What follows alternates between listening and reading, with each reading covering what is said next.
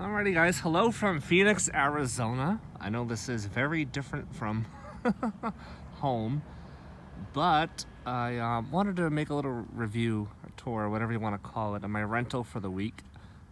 This is a 2018 Chevrolet Camaro with the 2-liter turbo 4. I think it's a 1LT model. It's not completely loaded, but it's got some stuff. So I don't think it's quite an LS. You can see it is dirty, but it's a rental, so I'm not washing it. I paid like $5 for the post-trip cleaning, and so I'm not gonna wash it. But you can see it is a rental, so it's a little scuffed up in the back. I didn't do that, obviously, but somebody tried to hit this with whiteout, and you can see that ended well. But overall, let me kind of step off over here. It's not a bad car at all. I've never been a huge GM person, and I'm still not. But this car has made me appreciate them a little bit more. I didn't like the Camaro when they first brought it back in 2012 or whatever year that was. I wasn't a huge fan of it. This second generation, well, it's not quite the second generation, but the second generation of the newer model is a lot better than the first. So we'll start, I guess, up front. You can see the projector halogen headlights up there. You have LED daytime runners down below. Coming to the wheels, these are going to be the wheels you get on the basic model. I think you can option in 20s, but these are 18s. I'm sure they're the base wheels, which don't look terrible for base model wheels. A little bit better than what you get on the Mustang. You can see you got the little Camaro badge there, since it's not an SS. This is just the basic white color. You still got a dual exhaust out back, which sounds okay. It's not, you don't really hear it, but it's there, and so it makes the car gives it a little more character, you could say. But we'll go ahead and jump in. Let me start with the remote here. Let's see, this is Chevrolet's newer key design. Very nice. It feels nice. It's high quality. Let's see, just lock it and then hold down the remote start button. You can see the LED daytime runners come on there, and you just shut it off. So it does have smart key. So if you walk up to the door, it's locked, as you can see. So press the button to unlock it. And you can just press the button again to lock it.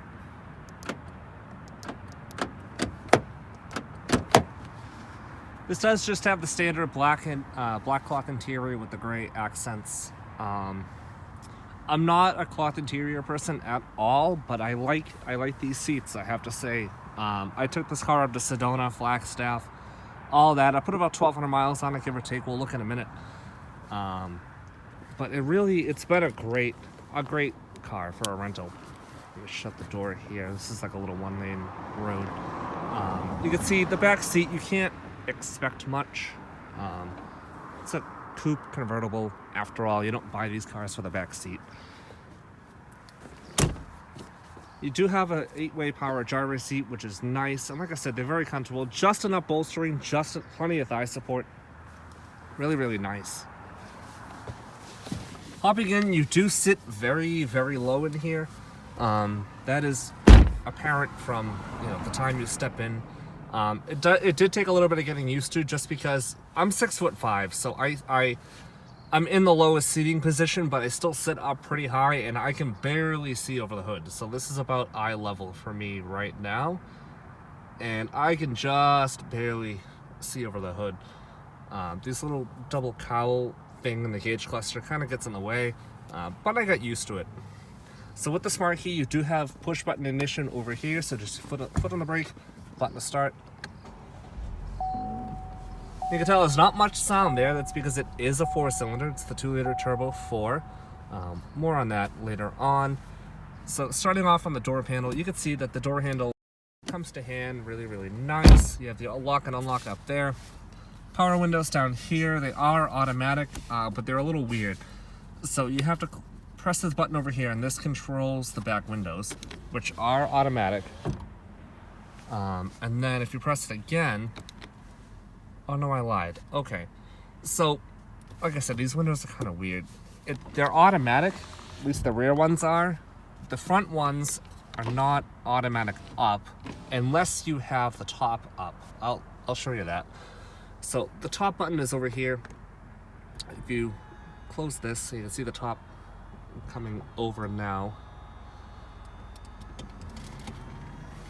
A little creaky, but the car's got 41,000 miles on it, so I'm sure it's had plenty of use.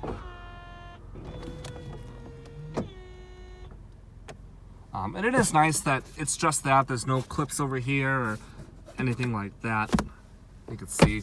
But now, if I come back to the windows here, and I go to pull them up, now the front ones are automatic.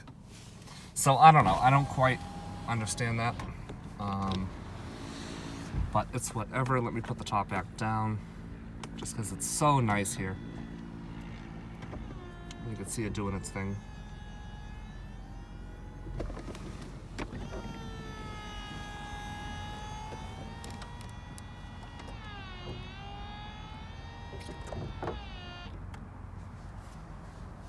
And it'll tell you there, folding top motion complete. So coming to the rest of the door panel, you have a little pocket here. The armrest is nice and padded, as is this portion. This is all plastic up here, but it's a nice plastic. It's the same plastic you find on the dash. It's smooth, it's nice, it doesn't feel rough. So props to GM there. Trunk button is down here. We'll pop that. And just like every other GM, it still bongs for every single thing you do. Headlights are automatic, they are over there, wipers over there. The steering wheel is very nice, steering's nice and tight, heavy. You do have a couple different drive modes over here. There's Sport, Snow Ice, and then Touring. I've put it in Sport up in the mountains, I've left it on Touring, going around town, and it's a little bit of a difference. Sport mode definitely tightens up the steering a little bit more, makes it a little more heavy. Throttle response is definitely a lot better. But there's that. You do have paddles on the wheel for the 8-speed automatic, and it does have a manual mode. Putting in reverse. Do have a rear backup camera with guidance lines, so that's nice. Cruise control off to the left over here. Bluetooth controls, and then this controls a little menu here. So trunk is open. Yes, so you have speed there. I have put 1,122 miles on this and averaged 26.5, which is probably a pretty good average because I cruised at about 75, 80, 85, up to Sedona and back. I also took this car out to the little ghost town called Nothing, so that was fun. And you can see, you can flip through all the little menus here. Average speed, timer. There's even a 0 to 60 timer right there.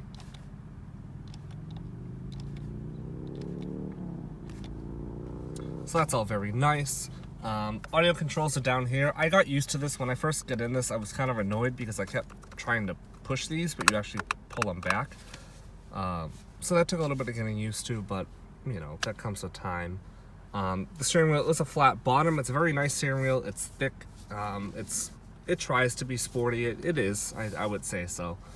The leather feels okay. It's all worn down. I can't judge this too much because it's a rental. If this were my own, it would probably look a little bit better than this. Coming to the screen over here, this is the standard head unit, at least I believe. Taking rides off the road too long. Yes, I understand. You have your different, it automatically brings you to the audio menu. You have your different sources down here. You can come home, and all your phone connections are over there. You can project your phone onto the screen. I wonder if this is Apple CarPlay, because I noticed when you first plug your phone in, CarPlay doesn't come up. So I don't know if it actually has it or not. I probably should have figured that out by now, but that's okay. I really don't need it. I'm not here to be on my phone. Let's go back to the audio menu there. Single zone automatic climate control down here.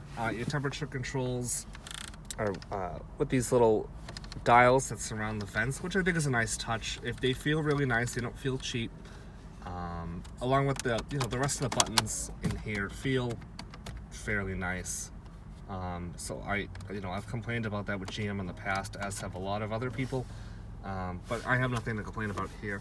Hazards are down here, obviously. And again, the 8-speed automatic manual mode.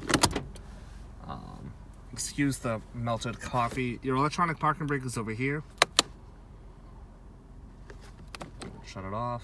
There you go. These cup holders are a little weird. This one's huge, this one's small. So this one will fit my coffee just fine. But I noticed with this bigger one, it likes to flap around when the cup is half full, half empty, or 3/4 of the way empty. And it feels like it's gonna come flying out of the roof.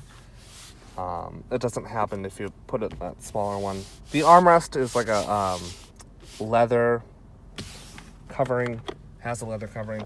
And it's small, but you can't really expect much. I think it's pretty good for what the car is.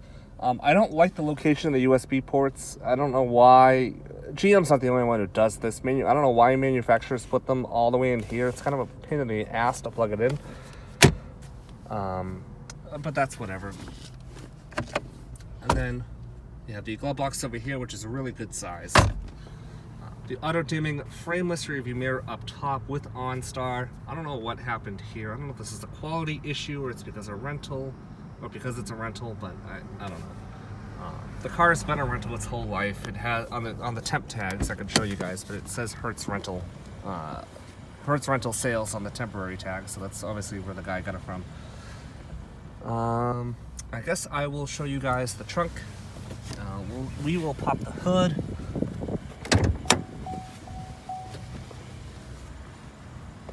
I think I forgot to mention the audio system. I think this car has 6 speakers. There's 2 in the back, 2 in the front doors, and then I think there's tweeters. There's tweeters somewhere. I saw them right here. It sounds pretty good. It's comparable to what I have in my Accord, and I have, the top premium audio system in the Accord. It's not that great, but Honda calls it as such. And then you can see the trunk here. I have my sneakers back there. You can detach this because the top is there. That's where the top goes.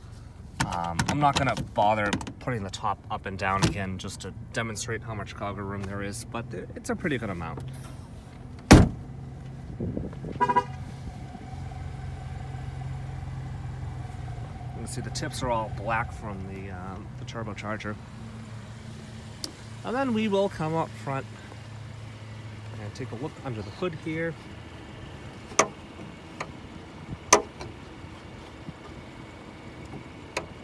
There we go. It is strut assisted, which is really, really nice, and it is hot under here. So this is GM's 2-liter turbo 4-cylinder that they ripped straight out of the Cruise and the Equinox too. But obviously they pumped up the boost for this. This makes, I think, 275 horsepower and 295 pound-feet of torque. It is decently powerful. They do like 93 octane, and they don't have that here in Arizona. They only have 91, so I've been putting 91 in it. I think the person before me filled it with 87 because this car was a fucking dog when I first got it. So I put 91 in it, and it helped it beef it up a little bit. I'd say it's 0 to 60 in somewhere between 5.5 and 6 seconds. It's not terrible.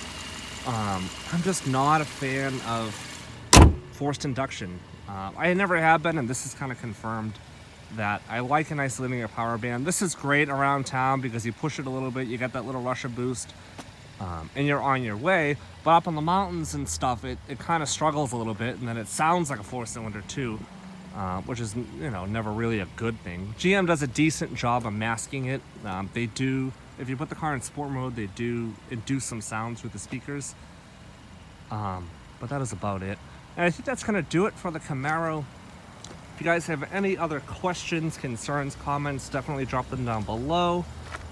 I guess in conclusion, I like these a little bit more than I did, but I would still buy a Mustang. I'd buy this over a Challenger, definitely. I wouldn't touch any Chrysler product, but I would probably still pick it like an EcoBoost Mustang over this. But that is gonna do it. I will probably upload this when I get back home, and I will talk to you guys then. Thank you.